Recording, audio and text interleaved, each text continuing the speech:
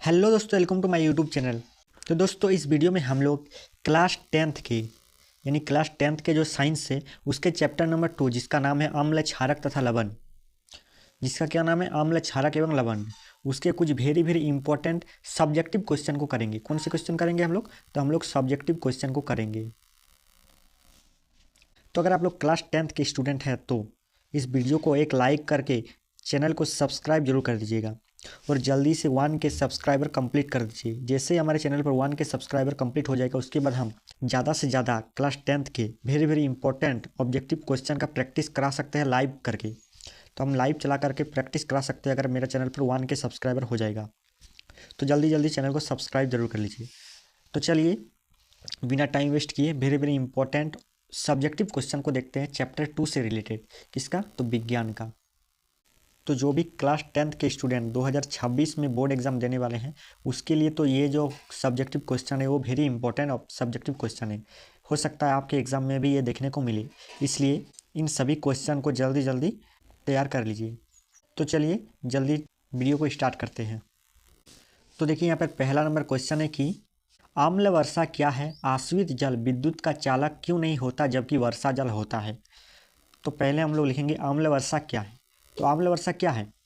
तो यहाँ पर आप लोग हेडिंग लगा सकते हैं कि आम्ल वर्षा क्या है, उसका हेडिंग लगा करके आप ये वाला लिख सकते हैं कि वर्षा के जल की पीएच मान 5.6 से कम हो जाती है तो वो आम्ल वर्षा कहलाती है। यानी यहाँ तक क्या आंसर है? यहाँ तक आंसर है कि अम्लीय वर्षा क्या है। अम्ल वर्षा क्या है? वर्षा के जल की पीएच मान 5.6 से कम हो जाती है तो वो अम्लीय वर्षा कहलाती है। उसके बाद हम क्वेश्चन का आंसर लिखेंगे कि आश्रित जल विद्युत का चालन, यानी यहाँ से यहाँ का आश्रित जल विद्युत का चालक क्यों नहीं होता जबकि वर्षा जल होता है। अब इसका आंसर लिखेंगे। इसका आंसर क्या है यहाँ से कि आश्रित जल में H+ आयन अलग नहीं होते हैं। वर्षा जल में अम्ल तथा अन्य अशुद्धियाँ की उपस्थिति होती है, अतः वर्षा जल में H+ आयन तथा अन्य आयनों की उपस्थिति होती है। आयनों की उपस्थिति के कारण वर्षा जल विद्युत का चालन करते हैं। तो ये पूरा क्वेश्चन का आंसर हो गया। अम्ल वर्षा क्या है उसका आंसर यहाँ से यहाँ तक है। उसके बाद यहाँ से यहाँ तक जो क्वेश्चन है उसका आंसर ये वाला है। तो आप लोग ये वाला क्वेश्चन नोट कर लीजिए अच्छा से। क्या क्वेश्चन है देख लीजिए एक बार। आगे सेकंड नंबर क्वेश्चन है, देखिए अम्ल को तनुकृत करते समय यह क्यों अनुशंसित करते हैं कि अम्ल को जल में मिलाना चाहिए ना कि जल को अम्ल में? तो इसका आंसर हम लोग देखेंगे कि देखिए ये वाला आंसर यहाँ पर है कि जल में अम्ल को घुलने की प्रक्रिया अत्यंत ऊष्माक्षेपी होती है। सांद्र अम्ल में जल मिलाने पर उत्पन्न हुई ऊष्मा के कारण मिश्रण अस्फलित होकर बाहर आ सकता है तथा किसी तरह की दुर्घटना हो सकती है। साथ ही अत्यधिक स्थानीय ताप के कारण उपयोग किया जा रहा कांच का पात्र टूट भी सकता है। इसलिए अम्ल को सदैव धीरे धीरे जल को लगातार हिलाते हुए जल में मिलाना चाहिए। तो इस वाला क्वेश्चन को आप लोग देख लीजिए, ये भी इंपॉर्टेंट क्वेश्चन है चैप्टर 2 का।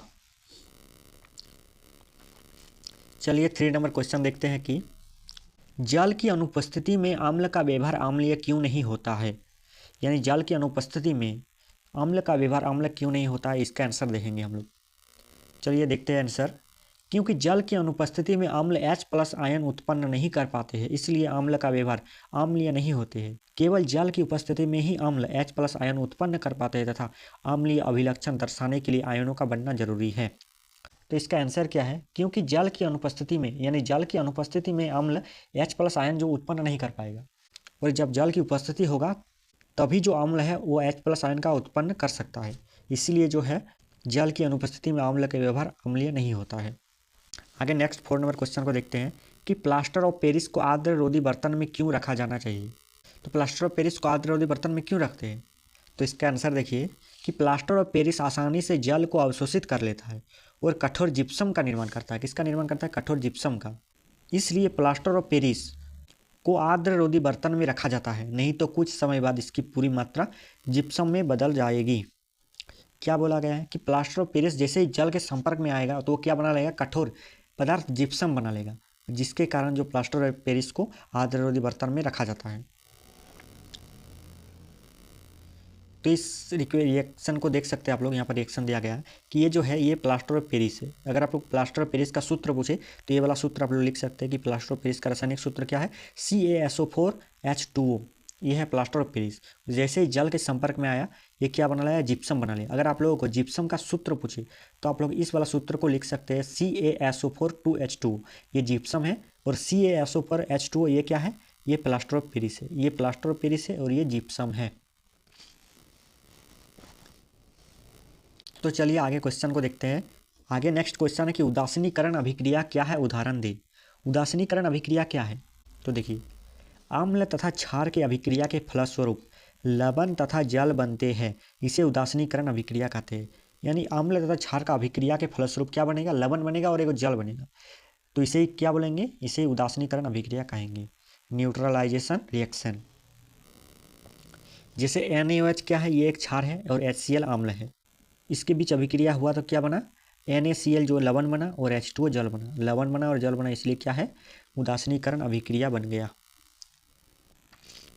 तो चलिए नेक्स्ट क्वेश्चन को देखते हैं। नेक्स्ट क्वेश्चन है कि विरंजक चूर्ण क्या है, इसके दो उपयोग लिखे। विरंजक चूर्ण क्या है, तो देखिए, विरंजक चूर्ण एक रासायनिक यौगिक है जिसका उपयोग ब्लीचिंग एजेंट और कीटाणुनाशक के रूप में किया जाता है। यह CaOH का होल 2 और Cl2 की अभिक्रिया करके बनाया जाता है। यानी विरंजक चूर्ण का रासायनिक सूत्र क्या है, CaOCl2, ये वाला आप लोग लिख लीजिएगा कि इसका रासायनिक सूत्र ये वाला है। और इसका उपयोग बोला गया तो इसका उपयोग लिख लीजिए, दो उपयोग है। एक को क्या है, पीने वाले जल को जीवाणुमुक्त और रोगाणुमुक्त करने में, यानी पेयजल को जो है जीवाणुमुक्त और रोगाणुमुक्त कराने में। और दूसरा नंबर क्या है, वस्त्र उद्योग में विरंजक के रूप में। ये दो उपयोग है, आप लोग लिख लीजिए विरंजक चूर्ण का। और विरंजक चूर्ण का जो है सूत्र ये वाला है, आप लोग देख लीजिए। आगे 7 नंबर क्वेश्चन है कि शुष्क हाइड्रोक्लोरिक गैस शुष्क लिटमस पत्र के रंग को क्यों नहीं बदलती है, तो इसका आंसर हम लोग देखेंगे। तो देखिए, शुष्क हाइड्रोक्लोरिक अम्ल वियोजित होकर H+ आयन नहीं देता है, अतः यह अम्लीय अभिलक्षण प्रदर्शित नहीं करता है, जिसके कारण लिटमस पत्र के रंग को नहीं बदलती है। यानी 7 का आंसर आप लोग लिख लीजिए। आगे 8 नंबर क्वेश्चन आप लोग देख सकते हैं कि pH स्केल किसे कहते हैं, तो इसका आंसर हम लोग को बताना है कि pH स्केल क्या है। तो इसका आंसर लिखा गया, देखिए कि किसी विलयन में उपस्थित हाइड्रोजन आयन की सांद्रता ज्ञात करने के लिए एक स्केल विकसित किया गया है जिसे pH स्केल कहते हैं। यानी किसी विलयन में उपस्थित हाइड्रोजन आयन को सांद्रता को ज्ञात करने के लिए, क्या ज्ञात करने के लिए, हाइड्रोजन आयन की सांद्रता को ज्ञात करने के लिए एक स्केल की विकसित किया गया है, उसी स्केल को हम लोग pH स्केल कहते हैं। तो चलिए आगे क्वेश्चन को देखते हैं। आगे 9 नंबर क्वेश्चन है कि धोने का सोडा का 3 उपयोग लिखे। यानी धोने के सोडा का, धोवन सोडा का 3 उपयोग लिखना है। तो पहला उपयोग क्या है, घरों के साफ सफाई के लिए। दूसरा उपयोग क्या है, जल की अस्थायी कठोरता को हटाने के लिए। और तीसरा उपयोग क्या है, कांच, साबुन एवं कागज उद्योग में। तो धोने के सोडा का 3 उपयोग ये हम लोग लिख लीजिए। आगे 10 नंबर और लास्ट क्वेश्चन है कि प्लास्टर ऑफ पेरिस के 2 उपयोग लिखिए। तो प्लास्टर ऑफ पेरिस के 2 उपयोग क्या है, लिखिए। तो प्लास्टर ऑफ पेरिस के उपयोग क्या है, चलिए देखते हैं। तो पहला उपयोग देखिए, चिकित्सा के क्षेत्र में, यानी डॉक्टर टूटी हुई हड्डियों को सही जगह पर स्थिर रखने के लिए प्लास्टर करने में, यानी चिकित्सा क्षेत्र में पहला उपयोग हो गया। और दूसरा उपयोग हो गया सजावट का सामान एवं सतह चिकना बनाने में। तो आप लोग 2 उपयोग लिख लीजिए प्लास्टर ऑफ पेरिस का। और भी कुछ इंपॉर्टेंट क्वेश्चन है, जैसे प्लास्टर ऑफ पेरिस का रासायनिक सूत्र, विरंजक चूर्ण का रासायनिक सूत्र, धोवन सोडा का रासायनिक सूत्र, जिप्सम का रासायनिक सूत्र, इन सभी का रासायनिक सूत्र और 2 उपयोग आप लोग याद कर लीजिए। ये भी very very important objective question है। अगर आप लोग इन सभी का सूत्र या उपयोग चाहते हैं तो एक कमेंट जरूर कर दीजिए, ताकि हम नेक्स्ट वीडियो में इसका आंसर लाएंगे। और अगर आप लोग और भी किसी चैप्टर का सब्जेक्टिव या ऑब्जेक्टिव क्वेश्चन चाहते हैं तो एक कमेंट जरूर कर दीजिए। तो चलिए मिलते हैं नेक्स्ट वीडियो में, तब तक के लिए जय हिंद, वंदे मातरम, थैंक यू।